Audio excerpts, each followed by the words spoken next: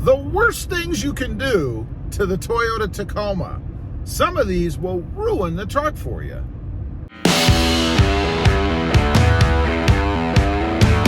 Well, good afternoon, everybody, and welcome back to RobMotive.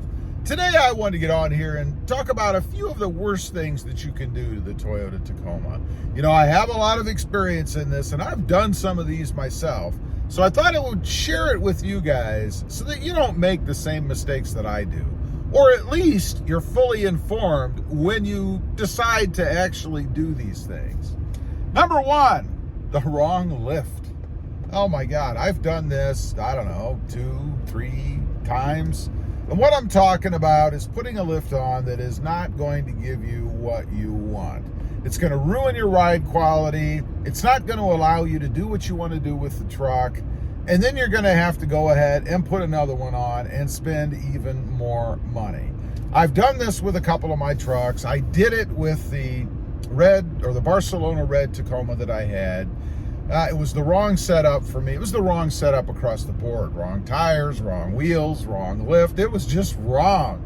It turned the truck into something that was way too firm for what I wanted. I had a rubbing issue. It was just horrible.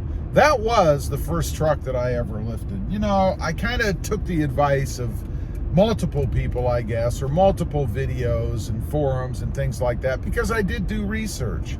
But it's amazing to me how much bad advice there is out there. And I don't know if it's because maybe I'm too sensitive when it comes to the way that the truck rides and what I want it to do, or maybe people put things on and to feel better about their own decisions, they tell you that their solution was good, that it was right, and in the end, it really wasn't. But the wrong lift, it can ruin the truck, it can ruin your experience, and it can cost you a lot of money in the end. Next up, and I know I'm going to get some flack about this, but I'm going to say it anyway, tune it. You know, for me, tunes are for the track. You know, if you're going to tune your truck, at least make sure that the person that's doing it, if you're not doing it yourself, and I doubt many people do because you have to buy the software, you have to have a laptop, you have to learn how to use it. So I think most people that do it probably go to a tuner and have it done.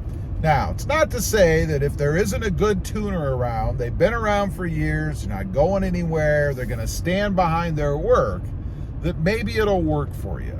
But for me, the thought of having somebody get into my Toyota Tacoma's brain and start scrambling it around and then handing it back to me, and I have no way to do anything to correct it or change it if I want to without that tuner, is horrifying. You know, I can just imagine the scenario, and I've heard this from people that have had it done. You know, a couple $100, and a lot of people do it this way. There'll be a meetup somewhere. Somebody will run an ad or put a blurb out there that they're going to be in, I don't know, Erie, Pennsylvania. And they are going to tune X number of vehicles, and if they get 10 people or whatever it is, they'll cut you a deal. They'll do it for $200 a piece. $2,000 for a day's work. That's not bad, right? But they'll do it for $200 a piece, get your truck all set up, and then they disappear. They're gone. I've heard people have told me that they've done it. It wasn't set up the way that they wanted, even though they may have liked it at the time. You know, it's hard to judge how the truck is going to be in 5 or 10 minutes driving it around a parking lot, because that's the way that it usually goes. And I will say that when they do that tune, it does make a heck of a difference. It's extreme, and you're probably really going to like it in the moment. But it's days or weeks after that where you can discover that maybe what you had done isn't exactly what you wanted. So you try to contact that tuner and they've disappeared. They've moved on, or maybe they've driven a distance. Some people drive large distances to do this. You know, they'll again advertise that they're going to meet up, and they'll travel 4 or 5 hours, whatever, and do the tunes and then go back home. So now you have a conundrum. Even if they stand behind their work, one, they may not be in your area again for a while. They may never be in your area again. Or you can drive to them and they'll do whatever you want. Won't charge you any money, but they'll cover it. Now you got to spend the time. I mean, imagine if it's a 5-hour drive, a 10-hour round trip. And what happens if you don't like it again? You gonna do it all over again? What a drag. I would highly recommend, if you're looking for acceleration or lag elimination, to go with one of the little bolt-on devices, the plug-and-play devices. My particular favorite is a Sprint Booster. This isn't a Sprint Booster ad, but that's the one that I've gone with. I love it. There are many others out there. You got Pedal Commander, there's iDrive or something like that, and I'm sure probably 5 or 10 other ones. But that's much easier to do because it doesn't scramble the brains of your truck. You can go ahead and plug it in or take it off if you don't like it. Just make sure that who you're buying from, like Sprint Booster, has a return policy. So you can send it back, get your cash back if you don't like it. Should cost anywhere between, I think, $80 and $300, depending on which one you like and which one you go with. The next one, loan it out. Loan it out to people. You know, over the years since I've had trucks, I have had people ask me if they could borrow my truck. Borrow my truck because they're moving or they want to haul something.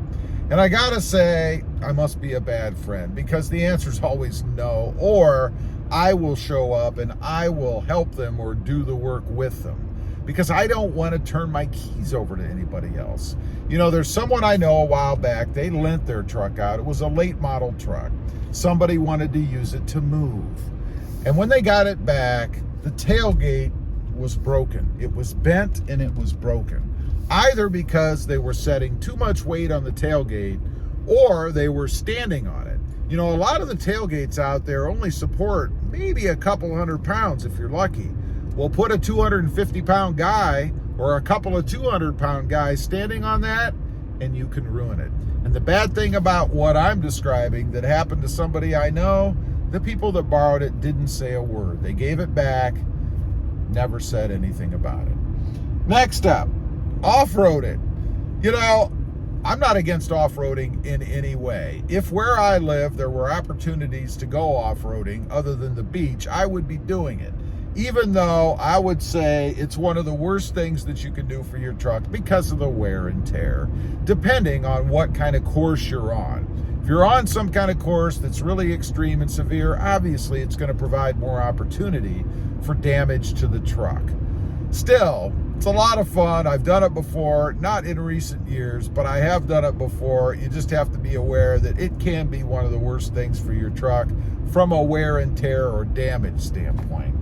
Lastly, sell it. It's one of the worst things that you can do, particularly right now, because you can't find them. You can't find them anywhere. And chances are the one that you're selling is set up the way that you wanted it. Trying to find that particular model or something similar right now is very difficult, or you have a really, really long wait. I would hold on to it, especially right now, until things loosen up and maybe they become a little bit more available so that you can replace it with something that you want. Obviously, if you're having a problem or you just want to cash in on the high value of the Tacoma right now, well, then maybe you want to go ahead and trade it off, but I wouldn't do it. Anyway, those are just a few of the worst things that you can do to the Toyota Tacoma. Leave a comment, let me know. What did I miss? I'm sure there are other things out there that you all have done that are even worse. I'd be curious to know. Also, real quick, I do have 2 additional channels. RobMotive JT, all about Jeep Gladiators. Currently, the Jeep Gladiator Mojave. And RobMotive MT, all about mini trucks or compact trucks. Currently, the Hyundai Santa Cruz. Check them out, and if you're interested, why not subscribe? Thanks for watching. Stay safe out there. Bye.